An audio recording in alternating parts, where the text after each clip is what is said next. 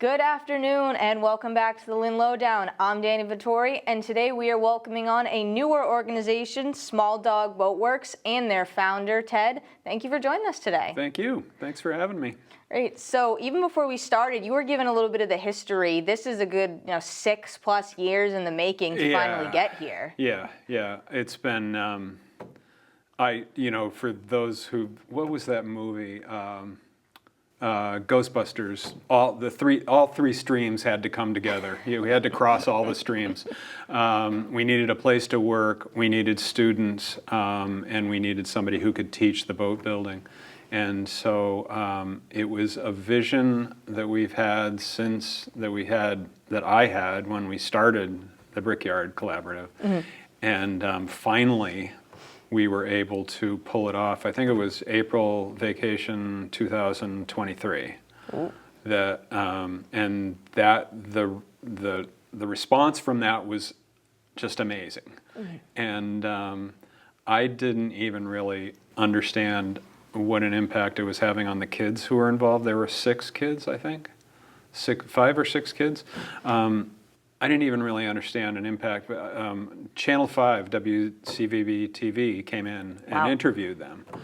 And it was like they were doing 20-minute interviews of each of the kids. And that's when I started hearing the kids talking about what this meant, Mm-hmm. And I was just like, okay, we're doing good. This is excellent. So then we had a launch. We launched the boat in June of that year. We had over 100. That's when you were there. Yes. That was when I met you. We had over 100 people there. I did a pan of the crowd and then counted people after the pan, and it was amazing. And Bob McCarty from Community Boat Building in Boston said that he has never seen a community turnout in such numbers for a launch. Wow. In all the years he's been doing it. He's been doing it for 5 or 6 years. So that's a high compliment. So it was fun. Yeah. So and we got some funding this year, and so we decided to tease it out from underneath the Brickyard and go out on our own. So and that's what we've been doing. This this past February vacation, we were building in a garage, and the garage was like 15 degrees. Wow. So we had to wait until it warmed up a little bit to build this one. So we're building this one in fits and starts, and we should have it almost all completed by Saturday. So and that's one of the canoes. So yeah, it's fun stuff. Mm-hmm. And would you be able to talk a little bit about, you touched on it briefly, but about the main mission of Boatworks, your main focus? Yeah, basically we're teaching, but the kids have an opportunity to learn a lot of stuff that they can only learn doing that kind of activity. Mm-hmm. I heard one of the kids yell at the last launch, he's like, "Hey, want to do math someplace other than school?" And it's like, this is real world math. Yeah.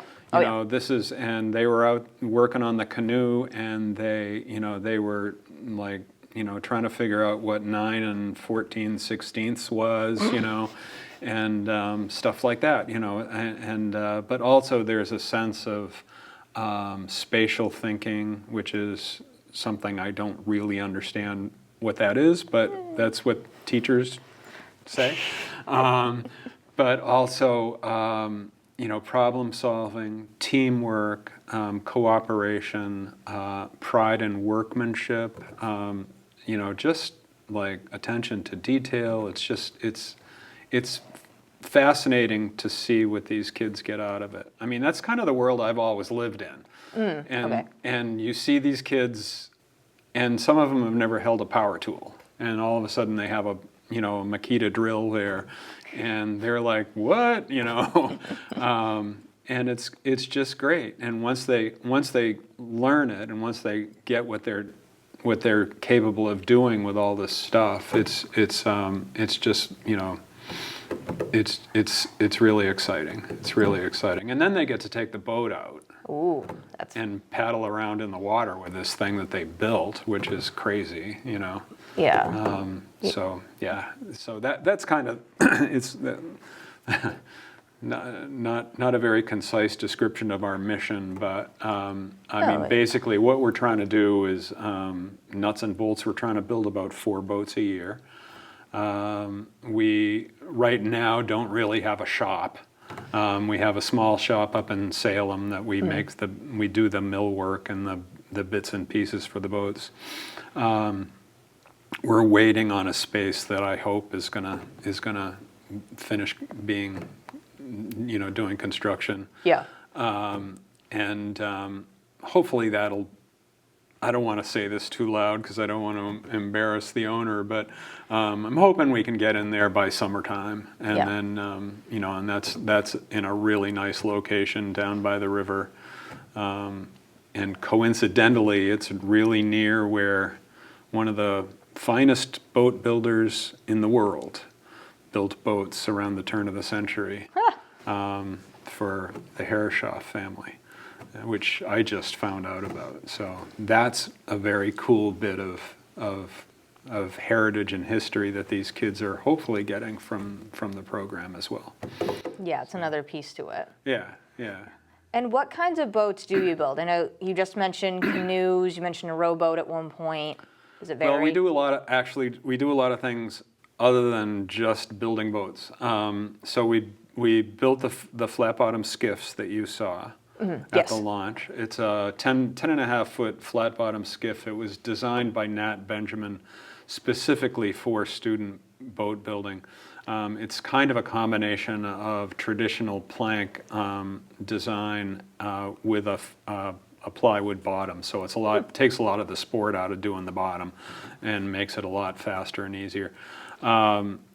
So that's the boat that Community Boat Building in Boston builds for you know, just for a slightly different build that requires a slightly different set of skills. We build this 16-foot canoe, which is what we're building now. And now that it's warmer. Not 15 degrees. Yeah, and it fits a lot better with the kayak and sail Lynn guys, because they're running kayaks and stuff, and rather than a rowboat, this will be more of a kayak canoe type of thing. Yeah. But we also, this past summer, we picked up a 1965 Boston Whaler with a 35 horse outboard that needed a lot of love, and we, you know, I mean, when you look at marine skills, marine trade skills, you know, you're looking at fiberglass work, you're looking at woodwork, you're looking at electrical work, you're looking at cabling, you know, you're looking at all this stuff. So we had an opportunity to sort of tear through this entire thing. Wow. And Jaleel, the guy I was telling you about, showed up every time. I mean, every time I was like, I need somebody to help me wire the trailer, you know, Jaleel was there, you know. So, you know, that was an opportunity for us to explore sort of deeper into marine trades, which is huge.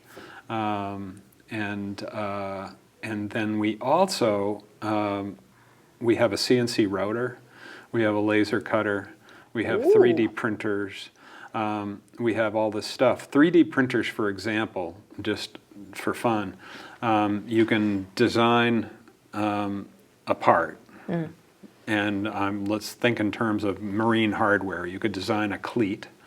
If you have an idea for a better cleat, you can design it, you can 3D print it, and then we can sand cast it out of bronze.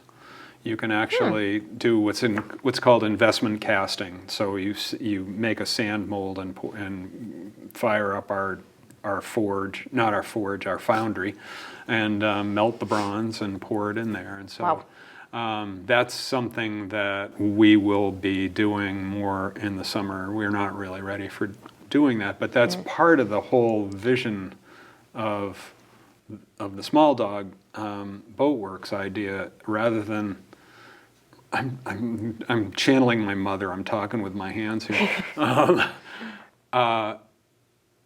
Community boat building just builds boats. Yeah. And they just build this one boat.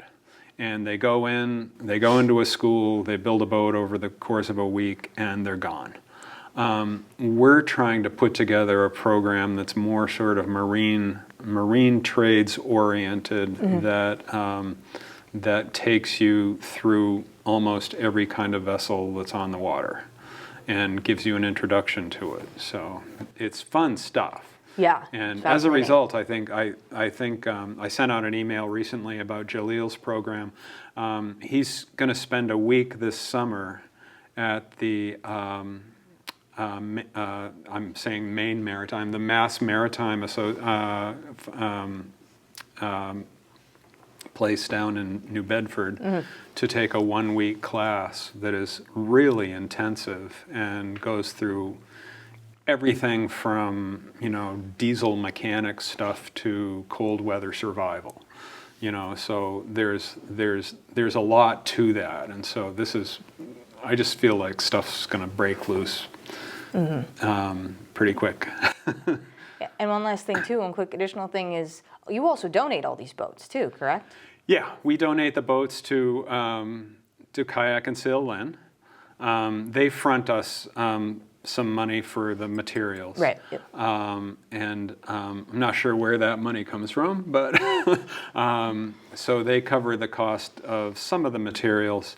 But the boats then go back to them for either to use for the kids, and they also make them available to, I believe, disabled veterans. Oh, that's great.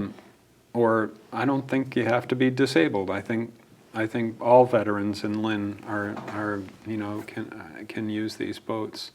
So so there's a group of veterans that sort of hang out with Frank and take the kids out, and so that's a nice thing. At a certain point, we'll, if we're successful, we'll be building enough boats to where we'll have to sort of liquidate them, move them out. I know Swampscott did a program for a while where they were building some rowboats, and they ended up selling or donating them to the Swampscott Yacht Club. That'll be a nice problem to have when we have it, Yeah. but we're not there yet. Yeah. So. Yeah, I said, I know I do have to wrap up now, but I said, you can just tell from the way you're speaking about it, how invested you are, how invested the kids are, and that I need to thank you again so much for really coming on to share it with us. Yeah, thanks for having me. I mean, I just I love talking about it. I love seeing it. Mostly, I love watching the kids doing their thing, because they forget about the teacher. They forget about the instructor. They're just they're doing their thing. Yeah. And they're doing something that they never thought that they never even imagined they were doing. My favorite quote, a good quote comes out of almost every build. My favorite quote out of the first build was, I can't believe I built a boat. It's as simple as that, Simple, but it's so powerful. Yeah. It encompasses your whole message. Yeah. It's not only about building boats, it's about what's possible, possibilities. Exactly. I said, I don't think I can add anything onto that, but I look forward to seeing you and your group in the summer and really seeing what you get into. We're talking about putting together actually sort of an event, because there are a number of groups around New England who are building boats like this and doing a program like this.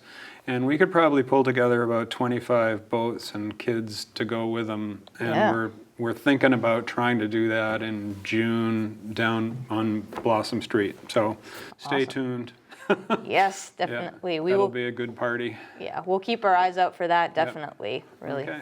as we get closer to the summer. And to wrap things up here, I'm Dani Vittori. This has been the Lynn Lowdown, and we'll see you next week with more guests.